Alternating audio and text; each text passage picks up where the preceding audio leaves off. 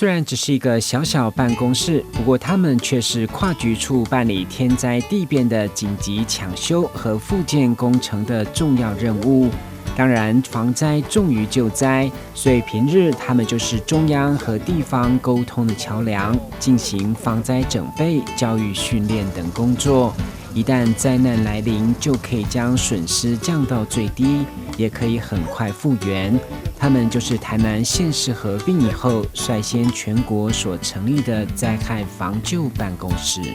我们面对全球暖化、极端气候，天灾是很难避免的。但为了防止灾害损扩大，复建工程刻不容缓，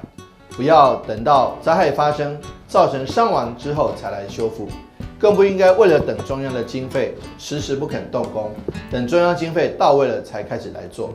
这样子对市民朋友的权益损害是很大的。让市民快速恢复正常的生活，更是市府团队责无旁贷的首要任务。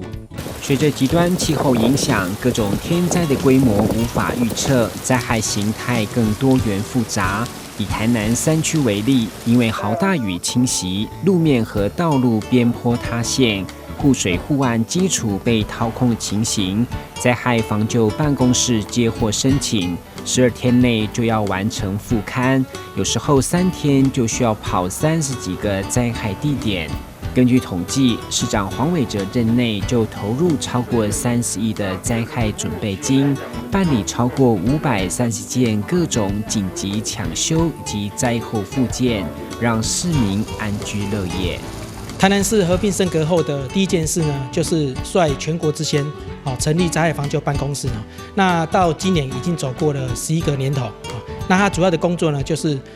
跨局处还有中央跟地方的沟通协调跟整合的一个桥梁，而且是本府灾害准备金的一个专责单一的窗口，那也是全国唯一将灾害准备金提供由灾害防救办公室去统筹办理。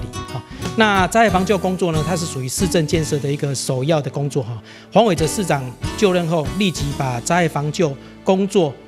纳入我们的重要的市政的项目。那除了扎实的灾前的准备跟灾中的应变之外，另外呢，他也在任内呢，总共投入了超过30亿元以上的灾害准备金，总共办理了530件以上的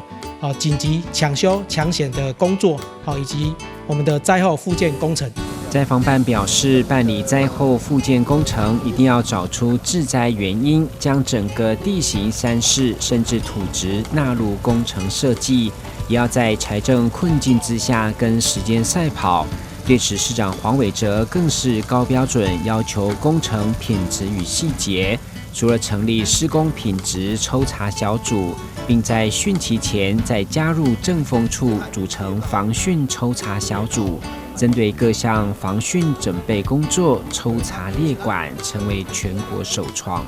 台南市在灾害准备金的使用有全国3项创新。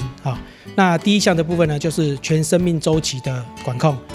从勘灾、提报、设计、发包、施工到完工，一系列的部分做一系列的系统管控。那第二项的部分呢，就是会同市府的施工查核小组，以及研考会，那组合成一个施工抽查小组。那针对于灾后复建工程的施工品质加强查核。那另外第3项呢，就是除了刚才讲的那些单位之外呢，在汛期之前还加入了我们的政风处，组成防汛抽查小组。那针对于防汛准备工作的部分，